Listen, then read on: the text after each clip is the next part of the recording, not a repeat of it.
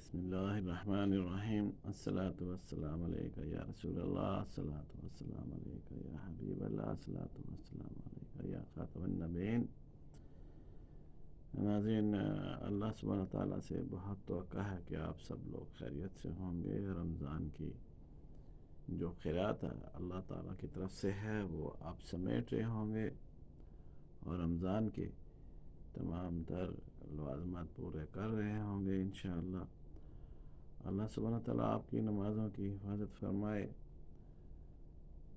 آپ کے روزے کی حفاظت فرمائے، آپ کے صدقات اور زکوٰۃ کی حفاظت فرمائے، آمین ثم آمین۔ اور جناب آپ کیسے ہیں؟ ٹھیک ہے، اچھا ہے، خیریت سے ہیں؟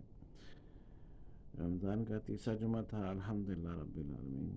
اللہ سبحانہ تعالیٰ قبول اور منظور فرمائے۔ رمضان اپنی تیز رفتاری سے اختتام کی طرف جا رہا ہے۔ اللہ سبحانہ تعالیٰ ہمیں اس کی برکتیں سمیٹنے کی توفیق عطا فرمائے۔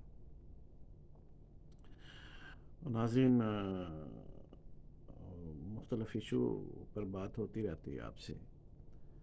ابھی ملک میں جو چل رہا ہے آج کل، وہ دو چار ایشو ہیں، ان پہ بات کرنا ضروری سمجھتا ہوں۔ پہلے تو ہمیں یہ پڑھایا گیا، یہ سکھایا گیا عمومی طور پر جنرل نالج میں کہ مجیب الرحمن بنگالی غدار تھا۔ اس کے بعد پھر ہمیں بتایا گیا کہ ذوالفقار علی بھٹو بھی غدار تھے۔ اس کے بعد پھر بے نظیر ہماری سیکورٹی رسک ہے۔ اس کے بعد جناب باری آئی ہے میاں نواز شریف صاحب کی کہ وہ بھی سیکورٹی رسک ہو گئے ہیں، اور ان کو بھی سزائیں سنائی گئی ہیں۔ پھر لاسٹ میں بچے عمران خان صاحب پی ٹی آئی کے چیئرمین ہیں، تو آج کل ان کے اوپر بھی غداری کی تلواریں اور سرٹیفکیٹ ان کو تھمائے جا رہے ہیں، سزائیں دی جا رہی ہیں۔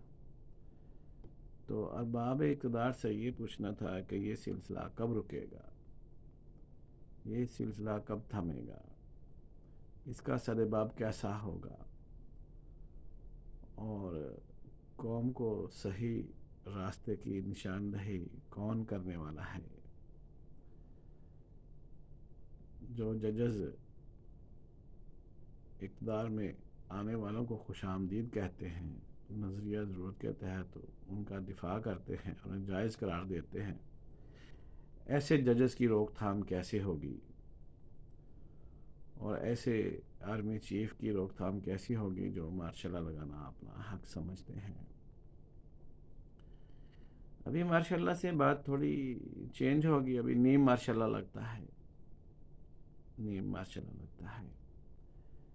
تو اس کا سدباب کیسا ہوگا، ہم سب لوگوں کو ایک دوسرے پر بھروسہ کب ہوگا اور ایک دوسرے پر اعتبار کب ہوگا۔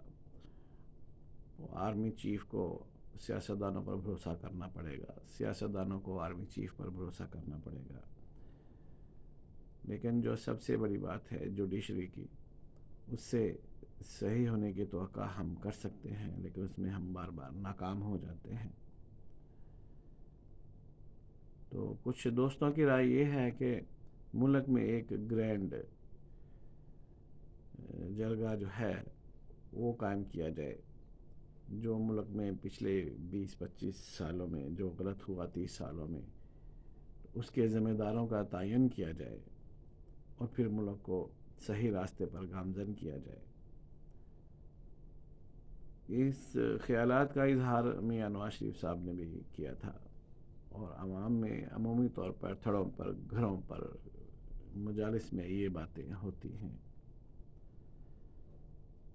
تو یہ ایک بہت اچھی رائے ہے کہ ایک گرینڈ جرگہ ہونا چاہیے جو صحیح اور غلط کا تعین کرے اور ذمہ داروں کا تعین کرے۔ اس کا مطلب یہ نہیں ہے کہ ان ذمہ داروں کو سزائیں دی جائیں، اس کا مطلب یہ ہے کہ ملک کو مستقبل میں کیسے چلانا ہے اور دنیا کے مسائل کا مقابلہ کیسے کرنا ہے اور دنیا میں پاکستان کا نام کیسے بلند کرنا ہے۔ تو اس کے لیے بہت ضروری ہے کہ ہمارے جو ارباب اعلیٰ ہیں ان کو اس بات پر غور کرنا پڑے گا، اور اس بات کا اظہار کرنا پڑے گا، اور اس بات کو عملی جامہ پہنانے کے لیے انہیں لابنگ کرنی چاہیے اور کوشش کرنی چاہیے، کیونکہ اس وقت ملک میں ان کا ہی سکہ چلتا ہے اور ان کی ہی رائے چلتی ہے۔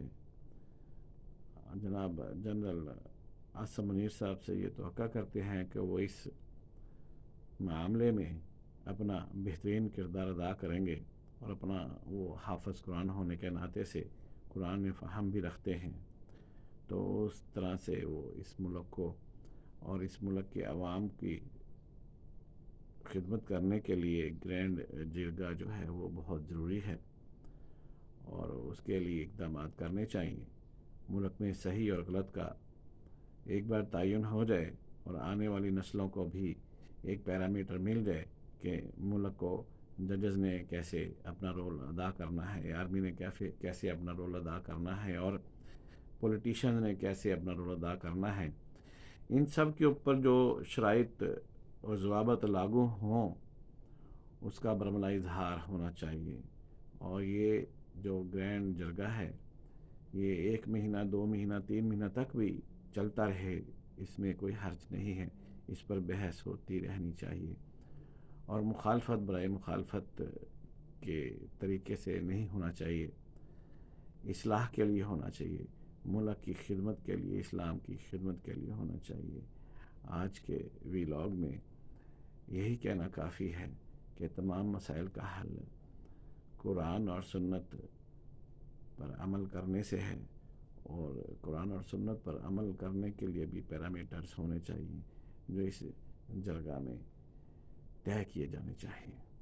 ہر ادارے کا ایک رول ہے، اس کو اس رول میں اپنی محنت اور اپنی صلاحیت کا اظہار کرنا چاہیے، اور جوڈیشری میں ہمیں بہت ضرورت ہے کہ بھگوان داس جیسے جج ہوں، اور قاضی فائز عیسیٰ جیسی صلاحیت ہو، اور ایسے جسٹس تمن اللہ جیسے لوگ ہوں، تو ایسے لوگوں کی تلاش جاری رکھنی چاہیے۔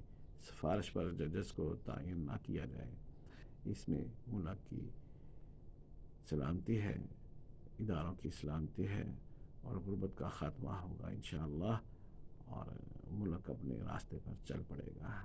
جزاک اللہ خیر۔ پاکستان زندہ باد، پاکستان پائندہ باد۔